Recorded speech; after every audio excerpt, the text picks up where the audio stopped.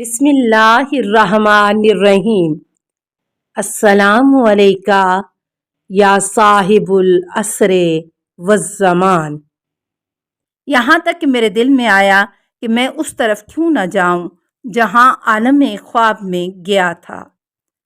پس جب میں محلہ دارالبطیخ میں پہنچا تو میں نے ایک مرد صالح کو دیکھا کہ جس کا نام حسن اور لقب تاج تھا۔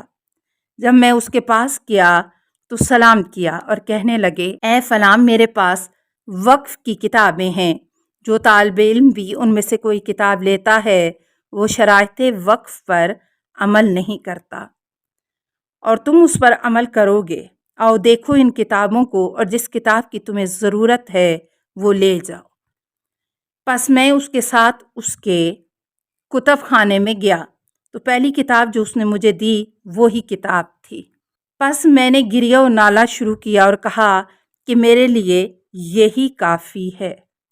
اب مجھے یاد نہیں کہ اس نے بھی خواب بیان کیا تھا کہ نہیں، اور میں شیخ کے پاس آیا اور اس نسخے سے مقابلہ کرنا شروع کیا جو ان کے باپ دادا نے شہید کے نسخے سے کیا تھا، بغیر واسطہ کے یہ ایک واسطے کے ساتھ، اور جو نسخہ مجھے امام صاحب العصر علیہ السلام نے دیا تھا وہ شہید کے ہاتھ کا لکھا ہوا تھا اور وہ زیادہ موافق تھا اس نسخے کے ساتھ، حتیٰ کہ ان نسخوں سے بھی زیادہ جو اس کے حاشیے میں لکھے تھے۔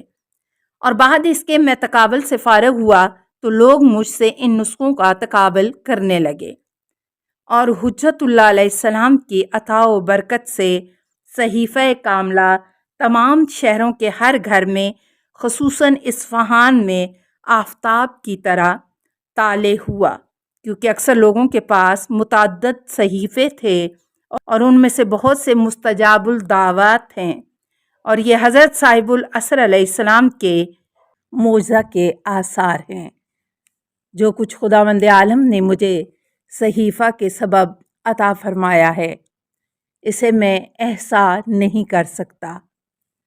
مؤلف کہتا ہے کہ علامہ مجلسی نے کتاب بہار میں مختصر صورت اجازہ صحیفہ کاملہ کی اپنے والد سے ذکر فرمائی ہے، اور وہاں صحیفہ کاملہ کو جو کہ زبور آل محمد، انجیل اہل بیت اور دعائے کامل کے لقب سے مقلب ہے، بہت سی اسانید اور مختلف طریق سے روایت کرتا ہوں، کہ جن میں سے ایک وہ ہے جسے میں براہ راست اپنے مولا صاحب الزمان و خلیفۃ الرحمن صلوات اللہ علیہ سے ایک طویل خواب کے ذریعے روایت کرتا ہوں۔ الاخ 16واں واقعہ، گل و خرابات کا واقعہ۔ علامہ مجلسی نے بہار میں فرمایا ہے کہ ایک جماعت نے مجھے خبر دی ہے کہ سید سند فاضل میر از محمد استر آبادی نور اللہ مرکدہ سے وہ کہتا ہے کہ ایک رات میں بیت الحرام کے گرد طواف میں مشغول تھا۔ اچانک میں نے ایک خوبصورت جوان کو دیکھا کہ وہ بھی مشغول طواف ہے۔ جب میرے قریب پہنچا تو اس نے مجھے ایک سرخ پھول دیا، حالانکہ وہ پھولوں کا موسم نہ تھا۔ میں نے وہ پھول لے کر سونگھا اور عرض کیا، اے میرے سید و سردار، یہ کہاں کا ہے؟ فرمایا، یہ خرابات سے میرے لیے لائے ہیں۔ پھر وہ میری نگاہ سے غائب ہو گئے اور میں نے انہیں نہیں دیکھا۔ مؤلف کہتا ہے کہ شیخ اکمل، شیخ علی عالم، شیخ محمد بن محقق متقن، شیخ حسن صاحب ابن عالم بانی شہید نے کتاب در منصور میں اپنے والد شیخ محمد کے حالات میں، جو کہ شرائع استبصار وغیرہ سے تھے اور حیات ممات میں مجاور مکہ معظمہ رہے، نقل کرتے ہیں، اور مجھے ان کی زوجہ سید محمد بن ابو الحسن کی بیٹی اور ان کی اولاد کی ماں نے خبر دی ہے کہ جب اس مرحوم کی وفات ہوئی تو میں ساری رات ان کے قریب تلاوت قرآن کی آواز سنتی رہی، اور من جملہ ان چیزوں کی جو مشہور ہیں یہ ہے کہ طواف کر رہے تھے، بس ایک شخص آیا اور انہیں سردیوں کا ایک پھول دیا جو کہ نہ اس علاقے میں ہوتا ہے اور نہ اس کا موسم تھا۔ پس انہوں نے اس جوان سے پوچھا کہ آپ یہ کہاں سے لائے ہیں؟ تو انہوں نے کہا کہ ان خرابات غیر آباد جگہوں سے۔ پس اس نے ارادہ کیا کہ اسے دیکھے اور اس سے کچھ پوچھے، تو اسے نہ دیکھا اور مخفی نہ رہے۔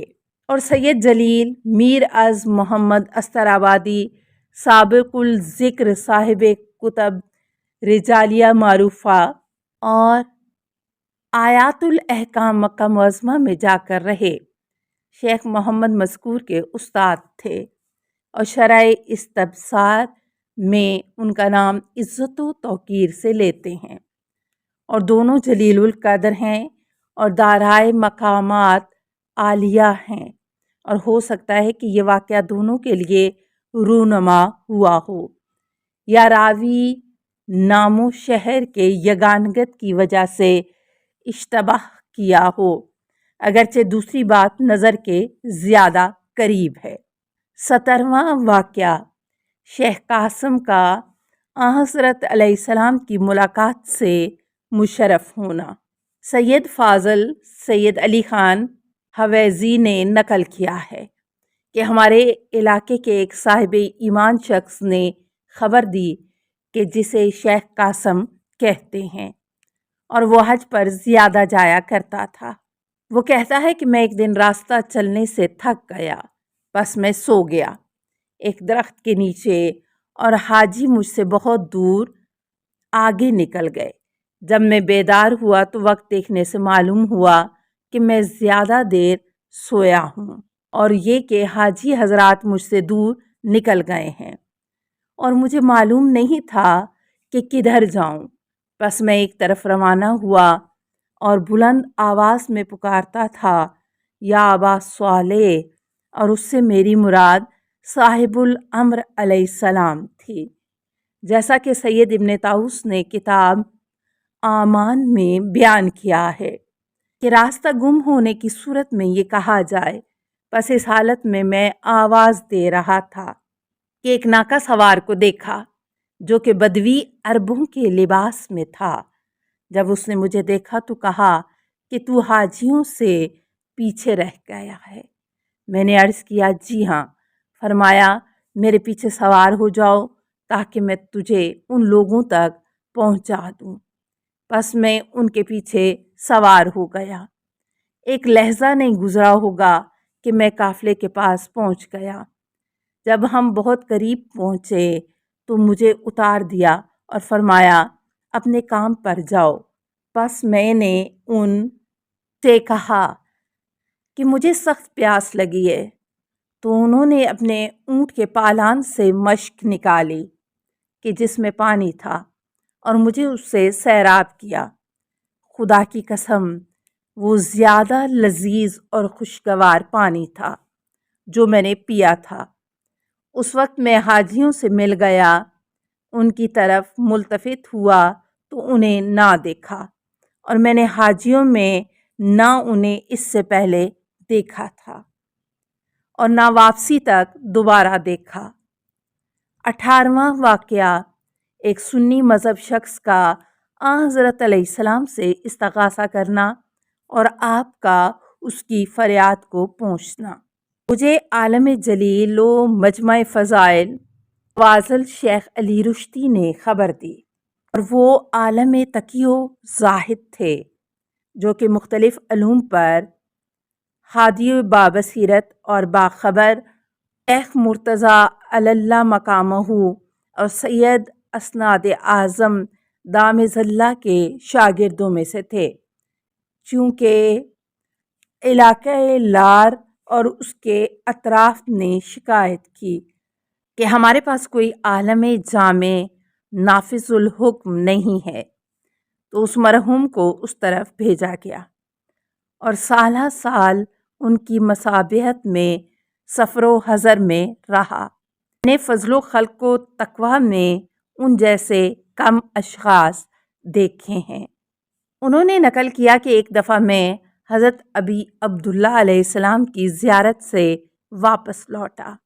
دریائے فرات کے راستے سے نجف اشرف کی طرف آ رہا تھا تو میں چھوٹی کشتی میں بیٹھا جو کربلا اور تویرج کے درمیان تھی، اور اس کشتی والے سب اہل حلہ تھے۔ تویرج سے حلہ اور نجف کا راستہ الگ ہوتا ہے۔ بس میں نے ان لوگوں کو دیکھا کہ وہ سب لہو لب اور مزاح میں مشغول ہیں، سوائے ایک شخص کے کہ وہ اگرچہ ان میں سے تھا لیکن ان کے اس عمل میں شریک نہیں تھا۔ آثار سکینہ و اوقات اس سے ظاہر تھے، نہ وہ ہنستا تھا اور نہ مزاح کرتا تھا، اور وہ لوگ اس کے مذہب پر طنز و قدح اور عیب جوئی کرتے تھے۔ باوجود اس کے کھانے پینے میں وہ سب شریک تھے۔ مجھے بہت تعجب ہوا لیکن پوچھنے کا موقع نہ تھا۔ بس ایسا اتفاق ہوا کہ میرا اس شخص کے ساتھ ہو گیا تو میں نے اس کے ساتھیوں سے اس کے طریقہ کار سے اجتناب کیا اور ان کا اس کے مذہب پر قد و قدح کرنے کا سبب پوچھا تو وہ کہنے لگا کہ یہ لوگ میرے رشتہ دار ہیں، اہل سنت میں سے ہیں، اور میرا باپ انہی میں سے تھا، لیکن میری ماں ایمان میں سے تھی اور میں بھی ان کی طرح تھا، اور حضرت حجت اللہ علیہ السلام کی برکت سے شیعہ ہو گیا ہوں۔ السلام علیکہ یا صاحب العصر والزمان، الامان الامان الامان من فتن الزمان، السلام علیکہ یا خلیفۃ الرحمن، السلام علیکہ یا امام الانس والجان، السلام علیکہ یا مظہر الایمان، السلام علیکہ یا شریک القرآن، السلام علیکہ یا قاطع البرہان، السلام علیکہ یا امام زماننا، ھذا اجل اللہ فرجک وسہل اللہ مخرجک وظہورک، السلام علیکہ ورحمۃ اللہ۔ اللہم صلی علی محمد و آل محمد۔